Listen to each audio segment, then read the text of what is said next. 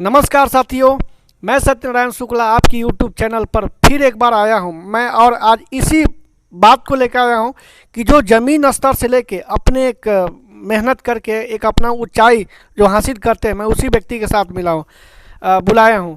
पहला चीज़ कि समाज में बोला जाता है कि डॉक्टर डॉक्टर भगवान के समान होते हैं। अगर आज डॉक्टर नहीं रहे तो समाज में जिस तरीक़ा से आज पर्यावरण दूषित के कारण जिस तरीक़ा से आपका रोग बढ़ते जा रहा है, उसी तरीक़ा से डॉक्टर होने का भी आवश्यकता है। दूसरी चीज़ कि एक मध्यम परिवार का सपना होता है कि हम इंजीनियर बने, डॉक्टर बने, सीए बने। तो मैं इसी तरह से एक अपना यूट्यूब पे सिलसिला चालू रखा हूँ, ताकि व्यक्ति अपने लक्ष्य तक पहुँचने में आसानी से प्राप्त कर ले। आज मैं हमारे मित्र और हमारे छोटे भाई मनीष शुक्ला जी, श्रीमान मनीष शुक्ला जी, जो काफ़ी संघर्ष करके अपने जीवन में एक मध्यम परिवार, जो आदमी उम्मीद नहीं कर सकता था कि एक डॉक्टर बनेंगे, लेकिन इन्होंने बचपन से ही होनहार व्यक्ति थे और एक मिडिल स्कूल से पढ़ के, हाई स्कूल से पढ़ के इन्होंने आज मेडिकल कंप्लीट किया और ये आज सेवा भी दे रहे हैं अपने समाज में। चलिए, पहले तो आपका स्वागत है हमारे यूट्यूब चैनल पे मनीष जी। बहुत बहुत धन्यवाद। आप बताइए, आपको बचपन से शौक था डॉक्टर बनने का? बचपन से ही था। जब मैं 7th क्लास में था तब से इसके पीछे एक घटना है कि जब मैं एक भैया का शादी में गया था तो मैं बम पड़ा के छोड़ रहा था, तो उस क्रम में मेरा हाथ जल गया था। तो उसके बाद मैं सदर हॉस्पिटल गया, जहाँ पे डॉक्टर से मैं उनसे दिखाया, तो मैं उनका टेबल पे हाथ रख दिया था, जिसके बाद उन्होंने मुझे डांट दिया। तब से मैंने अपने अंदर में ही कसम खाया, प्रतिज्ञा लिया कि मैं डॉक्टर ही बनूंगा। उसके बाद मैं गया 9th क्लास में गया। 9th से फिर कंटिन्यू सिर्फ एनसीईआरटी पे फोकस किया। अब एनसीईआरटी में ध्यान दिया, जैसे फिजिक्स, केमिस्ट्री, बायोलॉजी। उसके बाद मैंने प्रक्रिया शुरू किया, जो आज जाकर मुझे सक्सेस मिला। अच्छा, अब मेरा दो प्रश्न है। एक प्रश्न है कि बच्चे जब मेडिकल का प्रिपरेशन करने का मन बनाते हैं तो बहुत लोग समाज में बोलते हैं कम सीट है, और बहुत लोग मन बनाते हैं कि नहीं, हमको करना ही है। तो आप सेल्फ स्टडी और कोचिंग का दोनों का प्रक्रिया बताइए, ताकि बच्चे जब कोई भी मेरा अगर ये अभिभावक इस चैनल को देख रहे होंगे तो अपने बच्चों को एक अच्छा सलाह दे सकते हैं। आप इसमें बच्चों को बताइए कि सेल्फ स्टडी और कोचिंग में क्या डिफरेंट है। देखिए, पहला मैं कहना चाहता हूँ कि कोई भी बच्चा हो, सीट के लिए नहीं कभी सोचे, क्योंकि सीट बस यही सोचना है कि मैं अकेला सीट काहे ना हो, अकेला एक ही सीट क्यों ना हो पूरे ऑल ओवर इंडिया में, तो मैं एक ले सकता हूँ। ये नहीं सोचना है कि मान लीजिए कि फॉर एग्जांपल 500 सीट है, 100 सीट है, मेरा नहीं होगा। क्यों नहीं होगा? मुझे एक सीट चाहिए, मुझे दूसरे सीट से क्या मतलब है। और जब मैं मेहनत करूँगा, स्टडी करूँगा, तो वो सीट मिलेगा ही मिलेगा। दूसरे सीट के बारे में सोचना ही नहीं। अब रही बात प्रिपरेशन का, कोचिंग का और सेल्फ स्टडी का, तो कहीं भी कोचिंग हो, टीचर हो या कोई भी हो, टीचर सिर्फ आपको गाइडलाइंस दे सकता है। टीचर आपको क्लास में 4 घंटा 6 घंटा ही पढ़ा सकता है, बट सेल्फ स्टडी सबसे इम्पोर्टेंट है। सेल्फ स्टडी ही आपको आगे लेकर जा सकता है। तो आप सेल्फ स्टडी का प्रोसेस बताइए। जो लोग 8, 9, 10 से ही सपना बोए रहते हैं कि हमको डॉक्टर बनना है, उस सिचुएशन में बच्चों को क्या करना चाहिए 12th तक? देखिए, सबसे पहली बात कि आपको जब मेडिकल हो या कोई भी एग्ज़ाम हो इंडिया का, एनसीईआरटी बुक सबसे इम्पोर्टेंट होता है। जो भी एग्ज़ाम होता है उसमें एनसीईआरटी से ही क्वेश्चन आती है। उसके बाद क्या होता है, आप 9th से स्टार्ट कर दो प्रिपरेशन लेना, तो 9th, 10th, 11th, 12th सबसे मोस्ट इम्पोर्टेंट होता है 9th और 11th। जो लोग ध्यान नहीं करता है, केयर नहीं करता है, लाइक हम लोग का क्या बोला जाता है कि 10th क्लास है जो बोर्ड है, 12th क्लास इम्पोर्टेंट है, बट ऐसा कुछ भी नहीं है। 9th और 11th ये बहुत इंपॉर्टेंट है। आपका 60-70% 9 और 11 से ही क्वेश्चन पूछा जाता है। और रही बात फोकस में कि एनसीईआरटी, अगर एनसीईआरटी हम लाइन बाय लाइन पढ़ते हैं, हर चीज़ करते हैं, तो एनसीईआरटी से ही मेरा एग्ज़ाम करेक्ट होता है और उससे ही मुझे सक्सेस मिलता है। रेफरेंस के लिए आप अदर राइटर का बुक यूज कर सकते हैं, but NCERT is most important book. और बहुत लोग बच्चे होते हैं कि जो कोचिंग के पर डिपेंडेंट, ये सेल्फ स्टडी तो कर लिए, कोचिंग पे भी डिपेंडेंट होते हैं। बहुत सारे बच्चे होते हैं कि इनके पास, अभिभावक के पास, माता पिता के पास पैसे कम होने के कारण और वो कोचिंग नहीं ले पाते। तो उन बच्चों के लिए आप एक मुख्य संदेश दीजिए, ताकि वो उनके अंदर एक जोश भरे और वो आगे मेहनत करें। जो अभिभावक के पास पैसा नहीं होता है, या जो ऐसा नहीं हो सकता है कि मैं कोचिंग लूँ और मुझे एमबीबीएस लाइक मेडिकल क्रैक करना है और डॉक्टर बनना है और मेरे पास सेवा उपलब्ध नहीं है, पैसा नहीं है, तो उसके लिए मैं यही कह सकता हूँ कि आप सेल्फ स्टडी जाओ।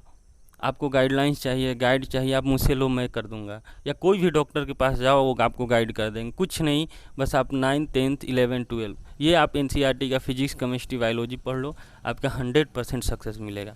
और रही बात वैसे वैसे स्टूडेंट जिनके अंदर जुनून होता है, सिर्फ उनको टीचर क्या है, टीचर एक गाइडलाइंस देता है, आपको समझ नहीं आ रहा है, आपके पास सेवा उपलब्ध है, लाइक आप इंटरनेट से, विकिपीडिया से देख सकते हैं, आप उसको कन्वर्ट कर सकते हैं गूगल पे कि क्या है, ऐसे भी आप कर सकते हैं।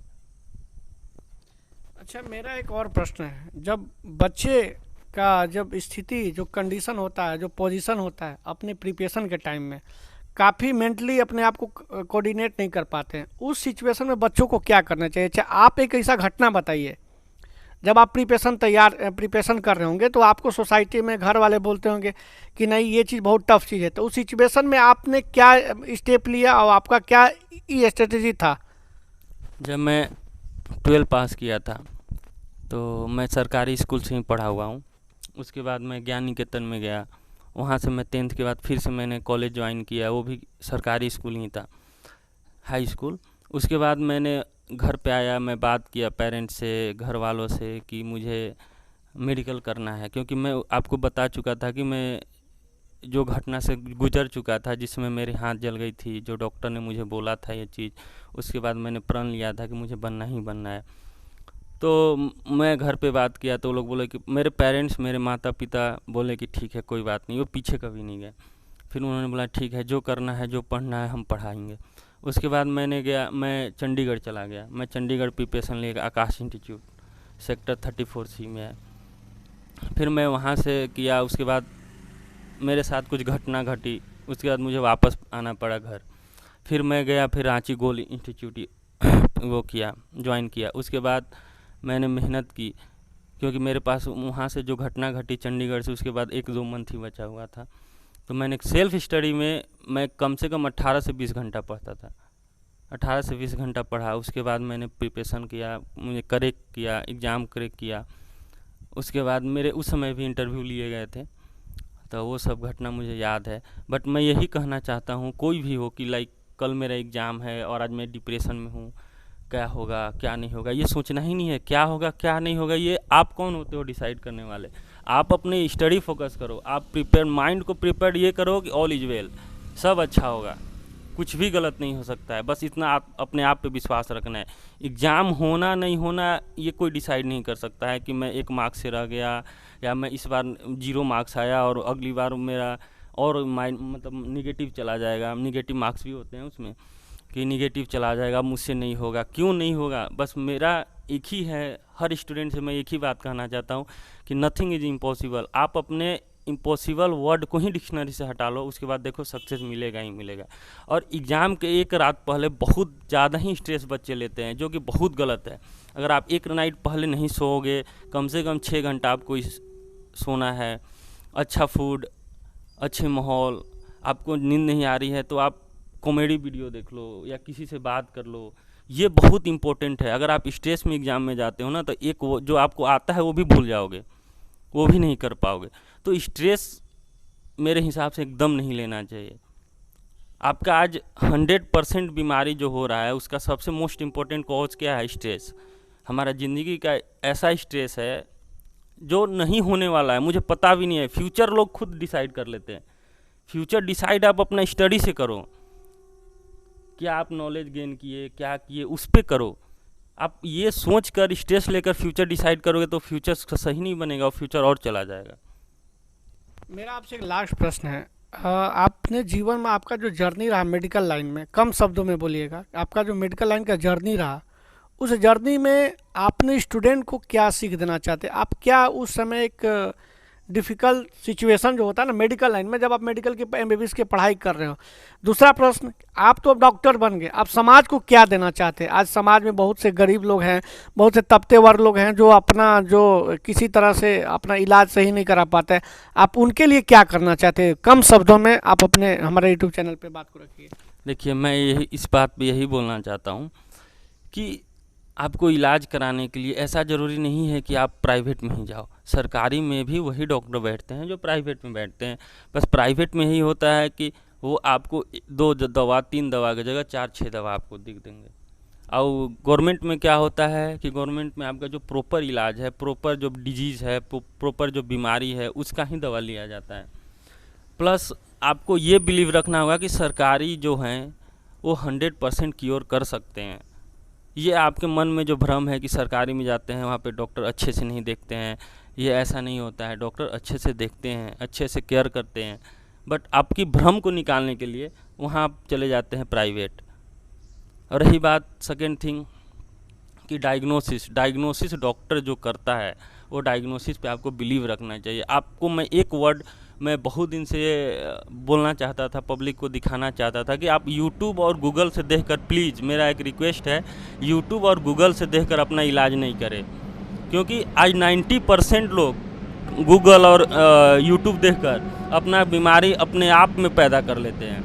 अगर छोटी सी एक फुंसी भी हो जाती है ना, तो वो गूगल पे सर्च करते हैं, यूट्यूब पे सर्च करते हैं और बोलते हैं कि मुझे कैंसर हो गया, मुझे ट्यूमर हो गया। ऐसा कुछ नहीं होता है। तो मैं रिक्वेस्ट करना चाहता हूँ कि आप जितना हो सके यूट्यूब गूगल का ट्रीटमेंट ना लें, उनसे जितना हो सके दूर पे दूर हो। क्योंकि मेरे पास आज 15 से 20 ऐसे पेशेंट हैं जिनका मैं साइकोलॉजिकल ट्रीटमेंट कर रहा हूँ, जो यूट्यूब और गूगल पे देखकर मेरे पास आते हैं कि सर मेरे पास ये हो गया, मुझे कैंसर हो गया क्या, मुझे ट्यूमर हो गया क्या, मैं अब जाने वाला हूँ, अब मुझे कोई नहीं बचा सकता। मैं ये 10 डॉक्टर के पास गया, मैं दिल्ली गया, मैं बनारस गया, मैं हर जगह गया, मुझे कुछ नहीं हुआ।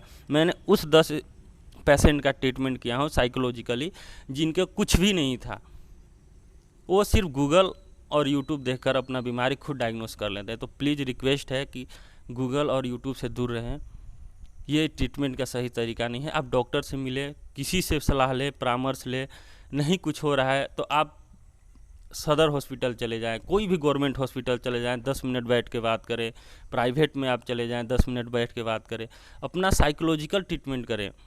इसीलिए मैं बोलता हूं कि जितना हो सके यूट्यूब, गूगल, विकीपीडिया ये सब से ट्रीटमेंट ना करें। मेरा आपसे लास्ट एक उम्मीद है, और हम उम्मीद भी लगा होता है ना कि उम्मीद पे दुनिया कायम रहती है। आप अनुराग शुक्ला का तो नाम सुने होंगे, लेट लेफ्टिनेंट अनुराग शुक्ला। उनके नाम पे एक हम मेडिकल का, जो बच्चे मेडिकल का प्रिपरेशन करना चाहते उनके नाम पे कैरियर काउंसलिंग कराना चाहते हैं। आप उसमें सहमत हैं? मैं बिल्कुल सहमत हूँ, जितना हो सकेगा मैं हेल्प करूँगा। चलिए, मैं आज ही इस मंदिर के प्रांगण में आपको भरोसा दिलाता हूँ और वचन देता हूँ कि पूरे पलामू प्रमंडल में बच्चे मेडिकल का प्रिपरेशन कैसे करें, मैं लेट लेफ्टिनेंट अनुराग शुक्ला के नाम पे एक बहुत बड़े बृहद स्तर पर कैरियर काउंसलिंग कराऊंगा, ताकि बच्चे अपना मेडिकल का भविष्य एकदम उज्जवल करें। और इसी तरह से हमारे चैनल पे बने रहिए। तब तक के लिए धन्यवाद।